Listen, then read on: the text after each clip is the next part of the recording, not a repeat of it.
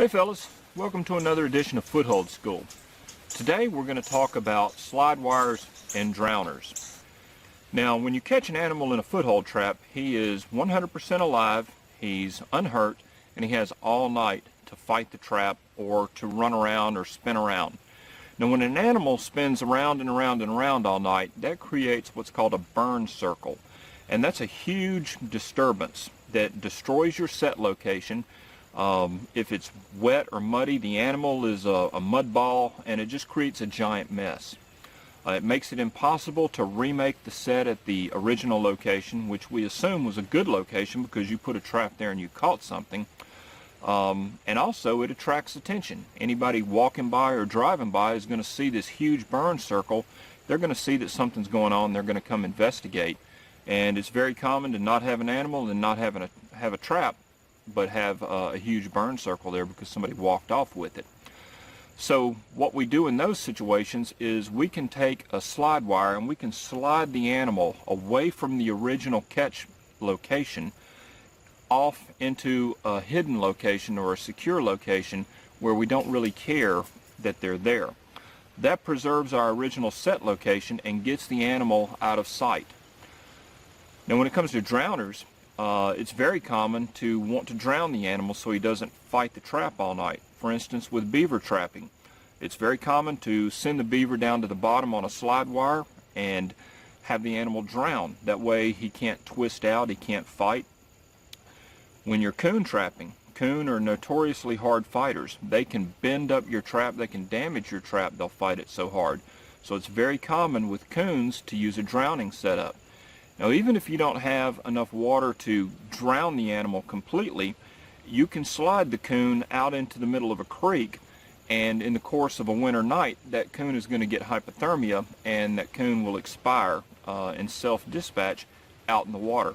Once again, they're not fighting the trap, not damaging the trap, and there's much less chance of your catch escaping or pulling out of the trap because they're not going to fight it all night. So let's take a look at a couple of different ways to use a slide wire and to use a drowning set and in the field. So first let's take a close-up look of exactly what a slide lock is or a drowning lock is and how it works. Now I'm going to demonstrate this out of the water up on dry ground, so hopefully it'll be easier to see and understand. But all I've got is a piece of trapping wire attached to a tree up here, and it runs down at a 45-degree angle, and I've got it secured at the bottom to a tent stake. Now in a trapping situation, you can attach the bottom of your wire or your cable, because you can use aircraft cable as well as a wire, to a pole and drive the pole into the bottom. You can have a sack and fill the sack with rocks. You can attach it to a cinder block, anything that is heavy enough that when the animal gets down here, the animal can't budge the weight or the stake. That's the critical thing. Now the drowning lock itself is nothing more than an L-shaped piece of metal. Has a hole in it, and you simply thread either your cable or your drowning wire through the hole. If you'll notice, the long portion of the L is pointing downwards or pointing to the direction that you want the animal to travel in. And one thing I like about the old Sleepy Creek traps is they've come pre-rigged with a drowning lock already on them, so it's one less thing that you have to buy. Now what happens is when the animal is caught, they can easily pull in one direction, and that's down. Or if you're setting this up on horizontal ground, then whatever direction you want to slide the animal down. Now at any point when that animal tries to come back, you can see it can't slide back up the wire. It's going to lock up right there. So it'll slide one way down, but it's going to pinch and lock up. And so this is the way that you can slide an animal when he's in a foothold trap, and you can control wherever he's going to go. So he can slide down, but then when he tries, because he's in the trap, when he tries to come back up, that's not going to happen. he can only go one way, down, but not back up. And so what happens is he gets to the bottom to where he can't go anywhere. And if this is underwater, he's going to drown. If there's not enough water for him to drown, he's simply going to go hypothermic. So the two uses for sliding an animal around is number one, to drown him, or number two, to get him out of public view and slide him over into the weeds or into the heavy bushes where he can hide and hopefully avoid theft. So let's take a look at how it works in the field. Now, you don't have to buy a special drowning lock if you don't have one. Most traps are going to come equipped with this type of crunch-proof swivel. And normally you have the swivel body itself. You have a J-hook here and a J-hook here, but you can remove one of the J-hooks and you can thread your wire through it, and this will function just like a drowning lock. And you can see that will slide down the wire, but it's not going to let the animal slide back up. It's going to lock. So it works the same way as your L-shaped lock. So whichever one you have, or whichever one you prefer, it doesn't matter. It's the same principle, one-way slide.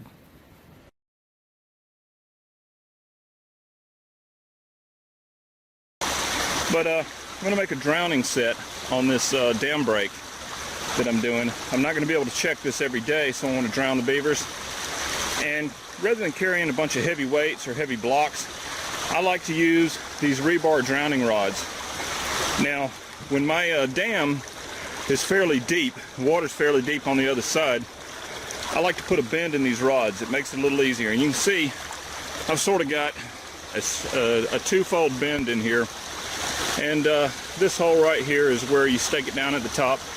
And in case you're not familiar with drowning rods, all you do is shove the other end in deep water, and you attach your trap chain right here to a one-way slide. When the beaver's caught, he dives for water and he slides down the rod, but given the angle, when he starts to pull back, he can't. So this is just a really quick and simple way to construct a drowning set, and it sure beats carrying a lot of weight. So anyway, let me get this set up. I'm going to put two of these in front of my dam break. You can see I've got a deep, narrow break.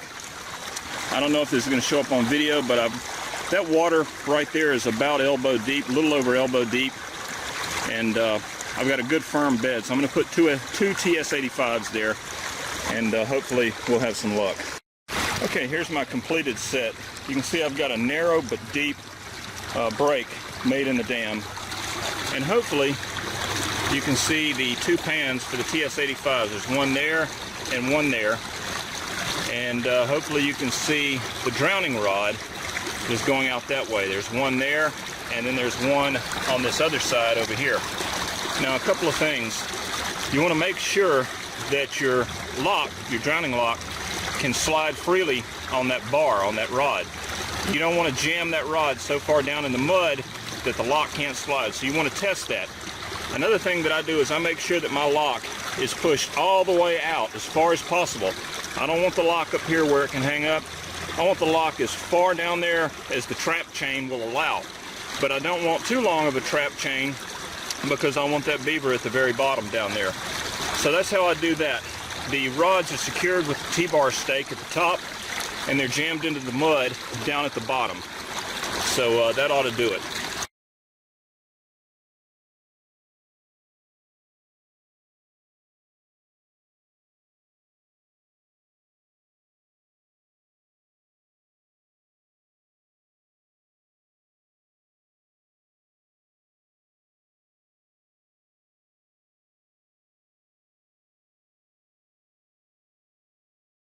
Well, patience paid off. You can see I have a nice beaver there, and he is firmly in that TS85. It's a nice catch. I usually like them a little higher up. I usually like to catch them up above the ankle, but hey, he wasn't getting out of that. And you can see on my drowner rod, he was at the very bottom of that drowner rod. Let me see if I can zoom in here. But you can see he was at the very the very end there, that lock is right up against the stop. So he rode that all the way to the bottom. And you can see there's the bend that I like to place in them for deep water, right there. So that was the part of the drowner rod that was jammed in the mud, and this part up here is what was staked down at the dam break.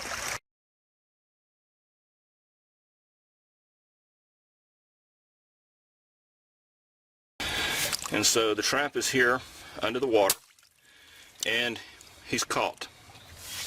So at this point, you'll notice the way I have this threaded through the swivel, this will easily slide backwards. However, it will not slide forward. See, it'll kink up. So in other words, the animal can go one way, but not the other. You can see that will easily slide down, but it can't slide up. I hope you can see that. And the end result being that he's going to slide down into the deeper water until he's basically chest deep or up to his neck. And then he's going to try and come back, and he won't be able to. He'll be stuck down in the water. And in the wintertime, the water's going to be cold, and before long, he's going to go hypothermic, and he'll be dispatched. That way he's not going to tear your setup. What you're doing is you're getting him away from the set so that he doesn't demolish this area. Secondly, by dispatching him when you catch him, he's not going to fight the trap all night with the possibility of pulling a stake or escaping or pulling out of your trap or what have you.